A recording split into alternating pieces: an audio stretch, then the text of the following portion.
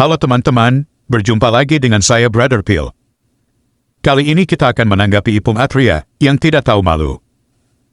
Setelah kemarin menjebak ibu-ibu Kristen dalam diskusi yang tidak seimbang. Dan untuk menunjukkan kehebatannya, dia upload video tersebut tanpa izin dari si ibu. Dan setelah si ibu ngancam melaporkan, Ipung Atria langsung hapus videonya tanpa sedikit pun kata permintaan maaf. Katanya Ipung Atria ini seorang ustadz. Bukankah ustadz harusnya memberi teladan yang baik, ya? Entahlah.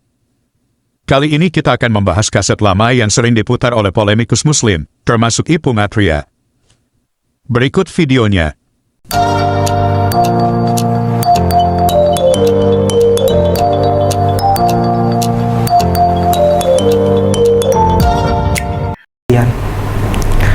Ada namanya Injil Barnabas. Barnabas ini murid Yesus. Murid Yesus. Injilnya ada? Ada. Tidak dipakai. Karena apa? Di Injil Barnabas ini banyak menerangkan tentang beberapa ayat yang menjelaskan tentang akan kedatangannya Nabi Muhammad SAW. Ada tertera nama Nabi Muhammad di dalam Injil Barnabas. Kita sudah dengarkan bersama pernyataan Ipung Atria, di mana dia bilang Injil Barnabas adalah Injil yang asli Nabi Isa. Dalam Injil itu menerangkan tentang kedatangan Muhammad. Saya tidak tahu, Ipung Atria baca gak Injil Barnabas, atau dia cuma dengar dari orang lain tentang Injil Barnabas. Jika saja Ipung Atria membaca Injil Barnabas, mungkin dia akan taubat menggunakan Injil itu sebagai referensi. Seperti yang dikatakan Don di tan berikut.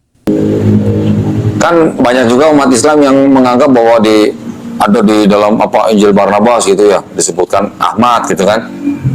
Itu sebenarnya kalau buat kita nih yang udah baca bener-bener Gospel Barnabas itu kita jangan ngikutin. Yang disebut dengan Injil Barnabas itu jangan diikutin oleh umat Islam, jangan dipakai sebagai referensi. Karena apa? Yang disebut sebagai Mesias itu bukan Yesus, malah Nabi Muhammad SAW. Itu kan udah berbeda dengan akidah kita gitu loh. Iya. Ya kan? Jadi jangan menggunakan Injil Barnabas sebagai dalil atau referensi untuk umat Islam. Jangan. Dan dipercaya bahwa Injil Barnabas itu yang sekarang disimpan di museum di Turki itu ada yang bilang bahwa itu adalah tulisan daripada orang Muslim. Itu ya. Jadi jangan dipakai gitu. Gimana? Kita sudah dengarkan bersama, ketika Don Ditan membaca isi dari Injil Barnabas, justru membantah isi Quran. Dalam Injil Barnabas, banyak hal yang justru bertentangan dengan ajaran Islam. Apakah Ipung Atria tobat menggunakan Injil Barnabas setelah tahu ini? Sepertinya tidak. Karena Ipung gak tahu malu. Sepertinya yang penting bagi Ipung, bagaimana meyakinkan orang agar jadi mualaf, meski dengan tipu-tipu, sepertinya dia tidak peduli dengan kebenaran. Kita doakan, semoga Ipung Atria cepat sembuh dan bertobat. Oke teman-teman, demikian tanggapan kita atas pernyataan Ipung Atria. Semoga menambah informasi teman-teman. Terima kasih untuk dukungannya. Tuhan Yesus memberkati. Teman-teman, yuk kita bahas keabsahan Injil Barnabas dalam sudut pandang Islam.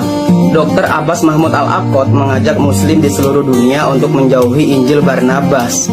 Beliau menjelaskan bahwa Injil Barnabas bukan hanya saja menyerang keyakinan Kristen, tapi juga menyerang keyakinan Islam.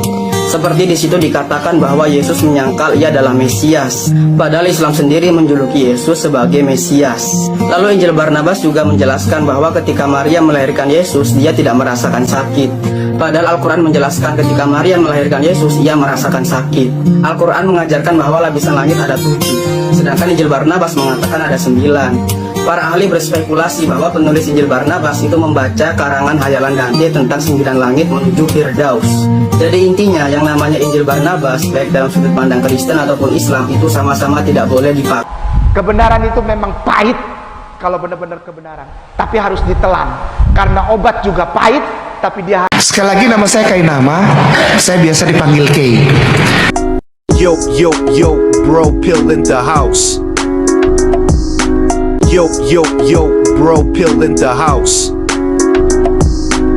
Sekali lagi nama saya biasa dipanggil K. Saya adalah mantan pendeta. Saya lulusan STT Jakarta. Saya juga pernah sekolah S2 di Belanda. Tidak hanya itu, saya lanjutkan sekolah PhD di Israel. Tapi the same you are bohong.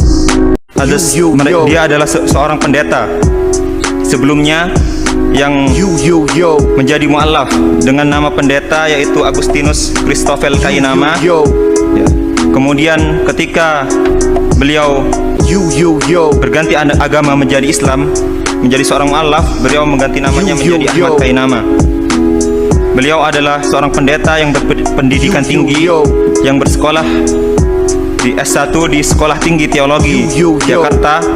Kemudian beliau melanjutkan S2-nya di Leiden University Belanda. Kemudian tak sampai di situ, beliau terus meneruskan pendidikannya di S3 di Tanakh Biblical Studies Haifa Israel dengan mengambil bidang minat Holy Scriptical Biblical. Sekali lagi nama saya biasa dipanggil K. Saya adalah mantan pendeta. Saya lulusan STT Jakarta. Saya juga pernah sekolah S2 di Belanda. Tidak hanya itu, saya lanjutkan sekolah PhD di Israel. Tapi the same you are bohong. Tapi the same you are bohong. Ha ha ha. Aku bukan mantan pendeta, tidak pernah sekolah keluar, aku tidak pernah sekolah teologi, tidak pernah tahu apa-apa. Ada orang berkomentar kepada saya, Iya. loh Yesus itu dibaptis. Oh, Kenapa Anda tidak dibaptis katanya? Iya. Saya jawab, Ustaz, Iya. loh saya ini dibaptis setiap hari, minimal 5 kali sehari. iya, Minimal 5 kali sehari. iya. Wudhu itu tidak sama dengan baptis. Jadi itu berlebihan bahasa baptis itu, dan saya berharap bahasa-bahasa itu jangan menjadi kebiasaan karena khawatir salah tangkap dan menimbulkan kegaduhan.